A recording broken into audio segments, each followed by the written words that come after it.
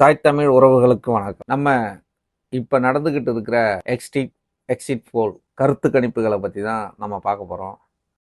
விஜய் ஆட்சி அமைச்சிருவார். இப்போ எப்படின்னா, விஜய் ரசிகர்கள் இப்போ நிறைய பத்திரிகையாளர்கள், அரசியல் விமர்சகர்கள், மற்ற கட்சியில் சேர்ந்தவங்க யாரெல்லாம் விஜய் அண்ணாவை தப்பாக பேசுனாங்களோ அவங்களெல்லாம் அடிச்சு விட்ருவோம் அப்படிங்கிற மாதிரி கருத்து உருவாக்கங்கள் நிறைய போய்கிட்டு இருக்கு. ரெண்டாவது, டிஎம்கே ஆட்சிக்கு வந்துடும் திரும்பவும், அது ஒரு குரூப்பு. இல்லை நம்ம அதிமுக எடப்பாடியார் தான் ஆட்சி அமைப்பார் அப்படின்னு ஒரு குரூப்பு. அவன் அப்படி தானே, மும்முனை போட்டி தானே. சும்மா நச்சுக்கும் சில பேர் மட்டும் சொல்லிக்கிட்டு தெரியுறாங்க நான் 4 முனை போட்டின்னு. அப்படிலாம் கிடையாது, 3. ஏன்னா இவங்க தான் நல்ல கருத்துக்களையும் நிறைய நாட்டில் நடக்கிற பிரச்சனைகளையும் பேசினவங்க. ஏன்னா இவங்களுக்கு எல்லாரும் விவசாயிகள் ஓட்டு போட்டுருவாங்க. ஏன்னா இப்போ விவசாயிகளுக்காக விவசாய சங்கங்கள்லாம் போராடி இப்போ இடையில இப்போ தேர்தலுக்கு முந்தைய காலங்களில் ஒரு தீர்மானம் ஒன்று நிறைவேற்று. அதனால் அவங்க எல்லாருமே ஓட்டு போட்டுருவாங்க.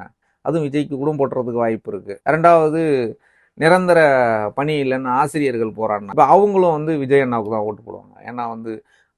ஏன்னா தேர்தல் காலத்தில் அந்த போராட்ட களங்களில் கலந்துக்கிட்டவங்க, அதுக்காக குரல் கொடுத்தவர் நான் விஜய் அவர்கள், எடப்பாடியார் அவர்கள், ஸ்டாலின் அவர்கள். அவங்களுக்கெல்லாம் ஓட்டு கண்டிப்பாக போட்டு இவங்களை தான் ஆட்சி. ஏன்னா இவங்க ஆட்சிக்கு வந்தால் மட்டும்தான் அவங்களுக்கு நிரந்தர பணி கிடைக்கும். அப்புறம் செவிலியர்கள் போராடினாங்க.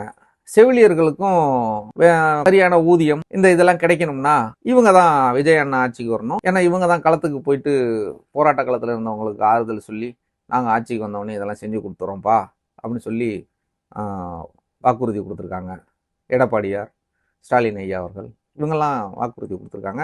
அதனால் எல்லாருமே அவங்களுக்கு ஓட்டு போட்டுருவாங்க. நம்புறீங்க.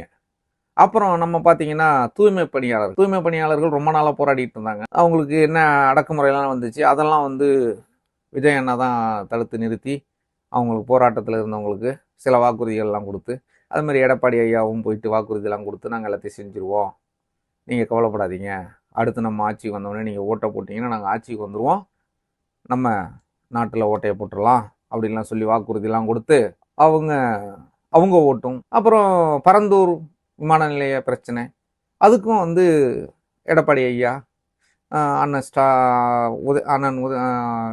விஜய் அவர்கள், உதயநிதி, ஸ்டாலின் இவங்கெல்லாம் போராட்ட காலத்தில் 1500 நாட்களாக போராட்ட காலத்தில் இருந்து பசி பட்டினியோட போராடினாங்க. மக்களாக நின்று போராடினாங்க. அவங்கெல்லாம் என்ன பண்ணுவாங்கன்னா ஓட்டை அங்கேயே போட்டுருவாங்க. 3 பேருக்கும் தான் போடுவாங்க. அதில் எந்த பிரச்சனையும் கிடையாது. அப்புறம் இன்னும் நடந்த போராட்டங்கள் எல்லாத்துக்குமே ஓட்டு யாருக்கு போடுவாங்கன்னா, விஜயண்ணா, ஸ்டாலின் ஐயா, எடப்பாடி அவர்களுக்கு ஓட்டு கண்டிப்பாக போட்டுருவாங்க. ஆட்சி அமைச்சிருவாங்க. 3 பேருமே ஆட்சி அமைக்கிறதுக்கு கூட வாய்ப்பு இருக்குது.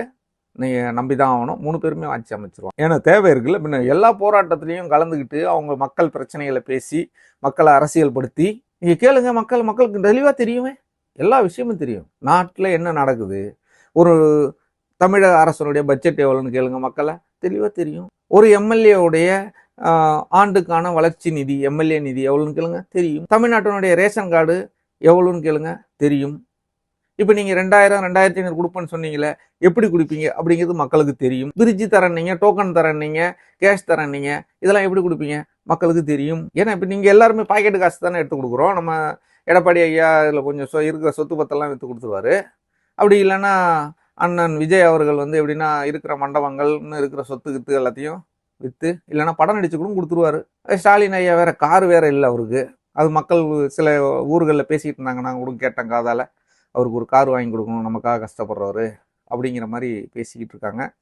இருந்தாலும் அவரும் உதயநிதி ஏதோ படங்கடம் எடுத்து ப்ரொடியூஸ் பண்ணி ரிலீஸ் பண்ணி ஏதாவது அவர் இப்படியும் கொடுக்கறதுக்கான வாய்ப்புகள் இருக்குது.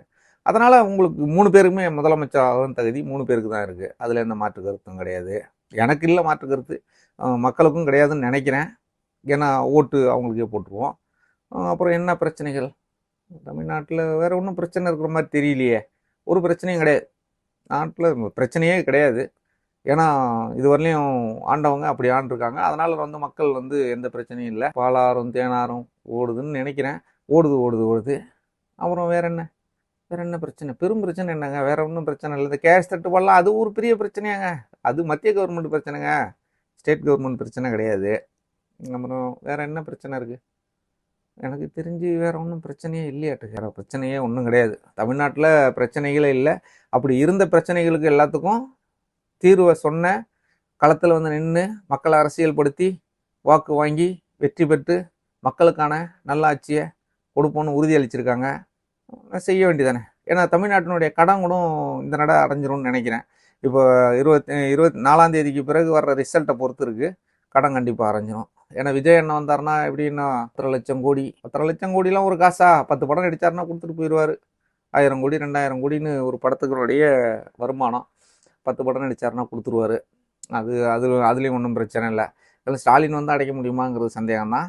ஆனால் விஜய் அண்ணன் வந்தாருன்னா கண்டிப்பாக அடைச்சிருவார். ஏன்னா அதில் எந்த ஆமாம்.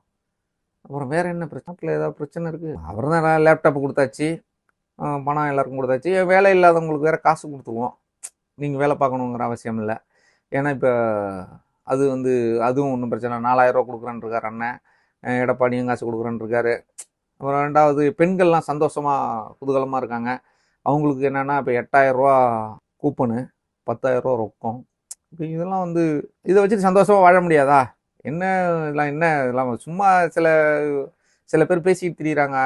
அறிவே இல்லாதவங்க. அவங்களுக்கு தெரியல, நாட்டினுடைய அரசியலே தெரியல அவங்களுக்குலாம். இந்த பேசுகிறவங்களுக்கு யாருக்குமே அரசியல் தெரியும். அரசியல் தெரிஞ்சால் அப்படிலாம் பேசுவாங்களா?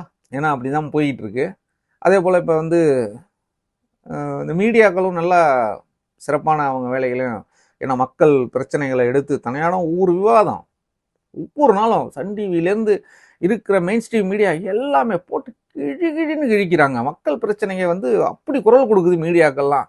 அதெல்லாம் பார்த்தா எனக்குலாம் ரத்த கண்ணீரே வருதுன்னு வச்சிங்களேன். இதெல்லாம் நீங்களாம் இது புரிஞ்சுக்கணும். மக்களாக நீங்கள் தான் இப்போ இதை பார்க்குற நீங்கள் தான் புரிஞ்சுக்கணும். ஏன்னா அவ்வளவு பிரச்சனைகளுக்கு அதே போல் வந்து அரசியல் விமர்சகர்கள்னு கொஞ்சம் பேர் இருக்காங்க. அவங்கெல்லாம் வந்து இருக்கிற தமிழ்நாட்டில் இருக்கிற அரசியல் கட்சிகளை போட்டு கிழிச்சு எறிகிறாங்க. உண்மையாலுமே ஒரு கட்சியை விடுறது இல்லை.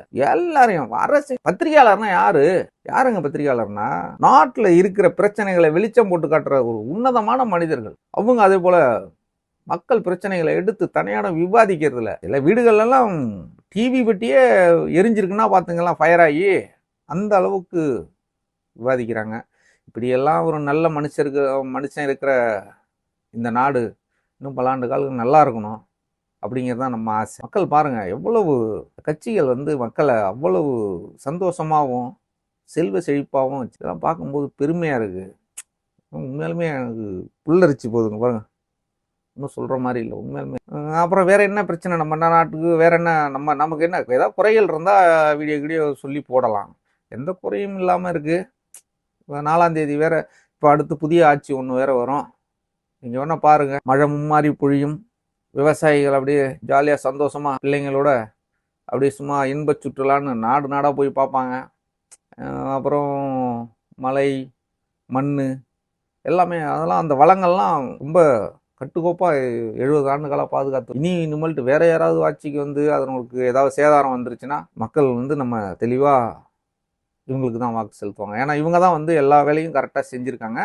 இவங்க 3 பேரை விட்டால் நம்ம தமிழகத்தில் வந்து ஆட்சி ஆள்றதுக்கு எனக்கு தெரிஞ்சு வேறு யாரும் இல்லை. சரியான கருத்து கிடையாது. நம்ம அப்படி தான் பார்க்கணும். சரியான கருத்தை வைக்கிற கட்சி கிடையாது. எல்லா கட்சியுமே எல்லாமே நம்ம இப்போ பெரியார் பாதையில் போனோம்னா தான் நம்ம வந்து அந்த ஒரு சரியான இடத்த அடைய முடியும் அப்படிங்கிறது தான் என்னுடைய கருத்தும். ஏன்னா இந்த இதில் வந்து இவ்வளோ இப்போ எதுவுமே இல்லாத ஒரு பிரச்சனையே இல்லாமல், ஆனால் இனி வருங்காலங்களில் YouTube channel main stream media ரொம்ப சிரமப்படும் தான் நினைக்கிறேன். ஏன்னா பிரச்சனையே இல்லைன்னா இவங்களுக்கு ஏது கண்டென்ட்டு, என்னத்தை பற்றி பேசுங்க? இன்னும் பேசுறதுக்கெல்லாம் ஒன்றும் வேலை இல்லை. சிறப்பாக நடக்கும், நம்புங்க. 4ஆம் தேதிக்கு பிறகு பாருங்க, அப்படி தான் இருக்கும், சூப்பராக இருக்கும். அடுத்த பிரச்சனைகள் ஏதாவது இருந்தால் நம்ம பேசுவோம். இல்லை நம்மளும் நம்ம சேனலை இழுத்து மூடிட்டு அடுத்து வேறு வேலையை பார்ப்போம். எதுக்கு தேவையில்லாத வேலை? சரிங்களா? நம்ம அடுத்து ஏதாவது பிரச்சனைகள் வரும்போது உங்களை சந்திக்கிறேன். நன்றி, வணக்கம்.